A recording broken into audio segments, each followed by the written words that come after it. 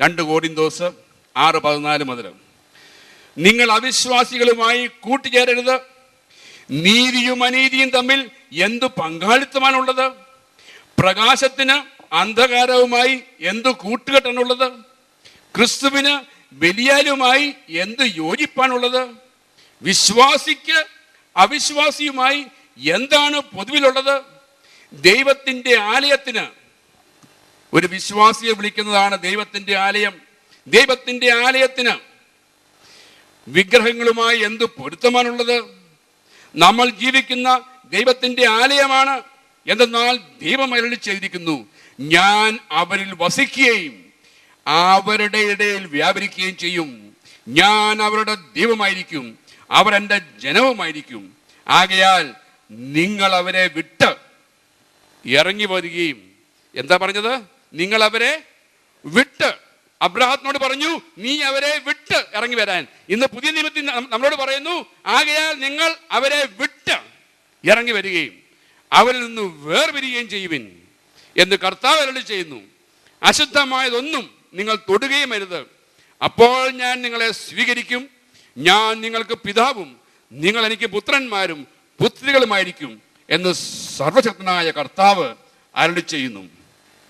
പ്രിയപ്പെട്ടവരെ, ഈ വാഗ്ദാനങ്ങൾക്ക് നമുക്കുള്ളതിനാൽ ശരീരത്തിൻ്റെയും ആത്മാവിൻ്റെയും എല്ലാ അശുദ്ധിയിൽ നിന്നും നമ്മെ തന്നെ ശുചീകരിക്കുകയും ദൈവഭയത്തിൽ വിശുദ്ധി പരിപൂർണമാക്കുകയും ചെയ്യാം.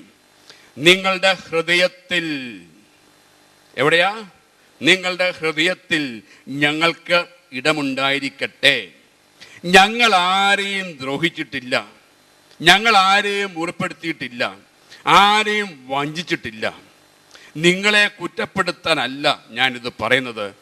ഒന്നിച്ചു മരിക്കാനും ജീവിക്കാനും വേണ്ടി നിങ്ങളെ ഞങ്ങളുടെ ഹൃദയത്തിൽ പ്രതിഷ്ഠിച്ചിരിക്കുകയാണെന്ന് ഞാൻ നേരത്തെ പറഞ്ഞല്ലോ.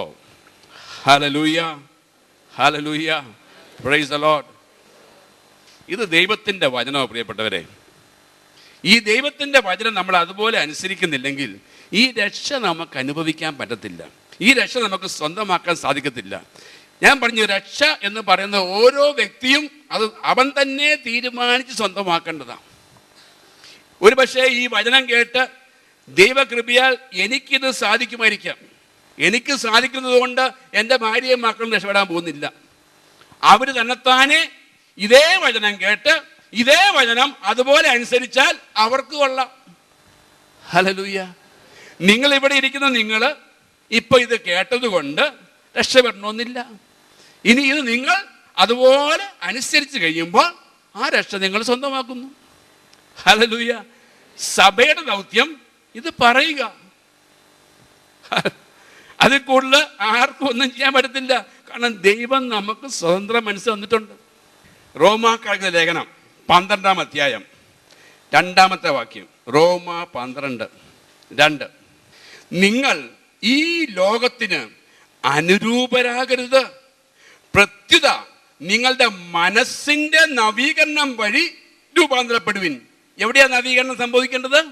നിങ്ങളുടെ മനസ്സിൽ. അതുകൊണ്ടാണ് ഞാൻ പറഞ്ഞത്, ഇത് അബ്രഹാം വിട്ടുപോകുന്നത് പോലെ ഞാൻ ഇന്ന് അക്ഷരാർത്ഥത്തിൽ എൻ്റെ അപ്പനെയും അമ്മയും എൻ്റെ ഭാര്യയെയും മക്കളെയും ഇട്ടേച്ച് പോരാനല്ല പറഞ്ഞത്. എൻ്റെ മനോഭാവത്തിൽ ഒരു മാറ്റം ഉണ്ടായിരിക്കണം. എൻ്റെ മനസ്സിലൊരു രൂപാന്തരീകരണം ഉണ്ടാകണം. എൻ്റെ മനസ്സിലൊരു നവീകരണം സംഭവിക്കണം. അത് സംഭവിക്കുന്നത് ദൈവത്തിൻ്റെ വചനമാകുന്ന സത്യം കടന്നു എന്ന് ഇന്ന് വരെ കേൾക്കാത്ത ഈ വചനം കേട്ട് കഴിയുമ്പോൾ ഞാൻ ഇത്രയും വർഷം പാരമ്പര്യമായിട്ട് ഞാൻ തലമുറകൾ തോറും മനസ്സിലാക്കിയിട്ടുള്ളതും ദൈവവചനവുമായിട്ട് യോജിക്കാത്തതുമായ കാര്യങ്ങൾ താനേ പുറത്തു പോകുമ്പോഴാണ് ഈ രക്ഷ എന്നിലേക്ക് കടന്നു വരുന്നത്. ഹല്ലേലൂയ. അപ്പം ലോകത്തിൽ നിന്നുള്ള വേർപാട് എന്തുകൊണ്ടാണ് കർത്താവ് നമ്മൾ കേട്ടതാണ് ലോകം എന്താന്ന്. ലോകം എന്താന്ന് നമ്മൾ കേട്ടു. ലോകം എന്ന് പറയുന്നത് ഭൂമിയല്ല. ഭൂമിയിലുള്ള ഒരു ആത്മീയമായ അന്ധകാര ശക്തികളുടെ ഒരു രാജ്യത്തിനാണ് ലോകം എന്ന് ദൈവവചനം പറയുന്നത്. ലോകരാജ്യം എന്ന് പറയുന്നത് ഒരു ആത്മീയ രാജ്യമാണ്. ഈ ഭൂമിയിലുള്ള ഒരു ആത്മീയ രാജ്യം. ആ ലോകരാജ്യം ഈ ഭൂമിയിൽ ജീവിക്കുന്ന മനുഷ്യരുടെ മനസ്സിലും ബുദ്ധിയിലും ഹൃദയത്തിലും കയറി വസിച്ച് അവരെ അടിമപ്പെടുത്തി ദൈവരാജ്യത്തിലേക്ക് പോകാൻ തടസ്സപ്പെടുത്തുന്നു. അപ്പം അവിടെ ഒരു നവീകരണം സംഭവിച്ച് മനസ്സിന്റെ ഒരു മാറ്റം വന്ന് മനോഭാവത്തിൽ ഒരു മാറ്റം വരുമ്പോൾ അത് ഞാൻ പ്രവൃത്തിയിൽ കൊണ്ടുവരണം. ദൈവവചനം അനുസരിക്കണം. എങ്കിലേ രക്ഷയിലേക്ക് വരുന്നുള്ളൂ. എങ്കിലേ പിതാവും പുത്രനുമായിട്ട് കൂട്ടായ്മ ഉണ്ടാകത്തുള്ളൂ.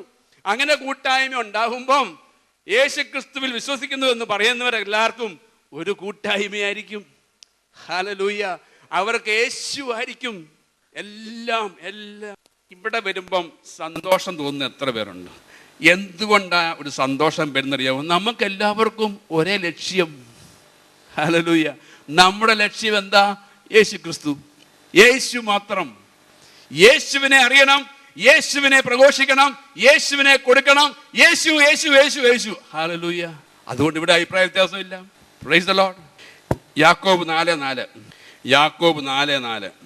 വിശ്വസ്തത പുലർത്താത്തവരെ, ലോകത്തോടുള്ള മൈത്രി ദൈവത്തോടുള്ള ശത്രുതയാണ് നിങ്ങൾ അറിയുന്നില്ലേ?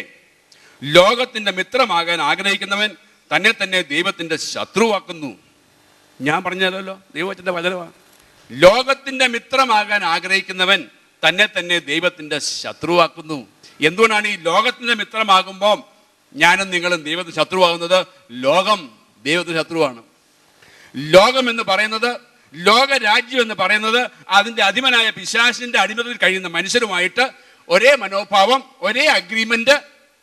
അതാണ് ആ കൂട്ടായ്മ. അങ്ങനെ നിങ്ങൾ ആയെങ്കിൽ ദൈവത്തിന്റെ വചനം പറയുന്നു നീ ദൈവത്തിന്റെ ശത്രുവാണെന്ന്. ദൈവത്തിന്റെ ശത്രുവിന്റെ മേൽ യേശുവിന്റെ തിരക്തം തെളിക്കുവോ? ഹലോ. ദൈവത്തിന്റെ വചനം പറയുന്നത് നമ്മൾ അനുസരിച്ച് കഴിയുമ്പം ദൈവം ചെയ്യുന്ന ഒരു സംഗതിയാണ്, രക്തത്താ നിന്നെ തെളിക്കും. ഹല്ലേലൂയ. നമ്മൾ ഇന്നത് ചെയ്താൽ അവൻ പ്രകാശത്തിലായിരിക്കുന്നത് പോലെ നിങ്ങൾ പ്രകാശത്തിലാണെങ്കിൽ, കണ്ടീഷൻ ദൈവം പറയുക. അങ്ങനെയാണെങ്കിൽ രണ്ടാമത്തെ കണ്ടീഷൻ, നിങ്ങൾക്ക് പരസ്പരം കൂട്ടായ്മ ഉണ്ടെങ്കിൽ ദൈവം തന്റെ പുത്രനായ യേശുവിന്റെ രക്തം കൊണ്ട് നിന്നെ തെളിക്കും. ഹല്ലേലൂയ. യാക്കോബ് 1:27. യാക്കോബ് 1:27. പിതാവായ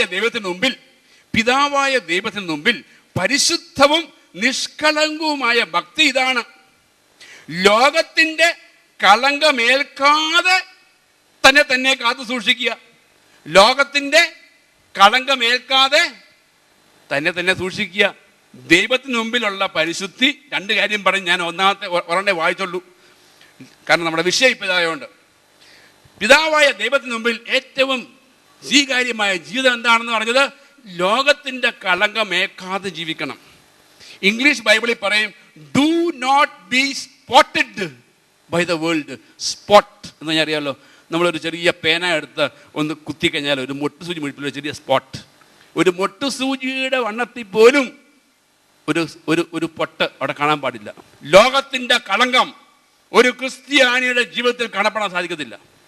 ഹല്ലേലൂയ. അത്രമാത്രം ദൈവം ഈ ലോകത്തെ അകറ്റി നിർത്തിയിരിക്കുക.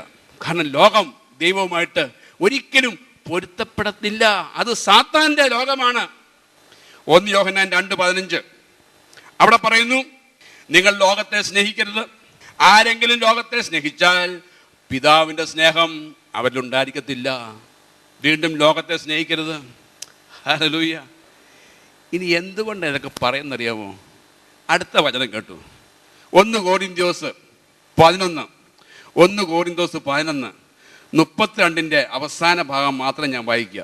1 കോരിന്ത്യോസ് 11:32 അവസാന ഭാഗം മാത്രം, അല്ലെങ്കിൽ മുഴുവൻ വായിച്ചേക്കാം. കർത്താവ് നമ്മെ വിധിക്കുകയും ശിക്ഷണ വിധേയരാക്കുകയും ചെയ്യുന്നത് എന്തുകൊണ്ടാണെന്ന് പറയുന്നുണ്ട്. അത് ലോകത്തോടൊപ്പം നമ്മൾ ശിക്ഷിക്കപ്പെടാതിരിക്കാൻ വേണ്ടിയാണ്. ലോകത്തോടൊപ്പം നമ്മൾ ശിക്ഷിക്കപ്പെടാതിരിക്കാൻ വേണ്ടി. അപ്പോൾ ഈ ലോകം ശിക്ഷിക്കപ്പെടാൻ പോകുകയാണ്. നോഹയുടെ കാലത്ത് 40 രാവും 40 രാത്രിയും മഴ പെയ്യിച്ച് സകലത്തെ നശിപ്പിച്ചു. ഹല്ലേലൂയ. നോഹയെയും കുടുംബം ഒഴിച്ച് ബാക്കി എല്ലാവരെയും നശിപ്പിച്ചു. അന്ന് അവരെ രക്ഷപ്പെടുത്തിയ പേടകം ആരെ സൂചിപ്പിക്കുന്നു? യേശു ക്രിസ്തുവിനെ.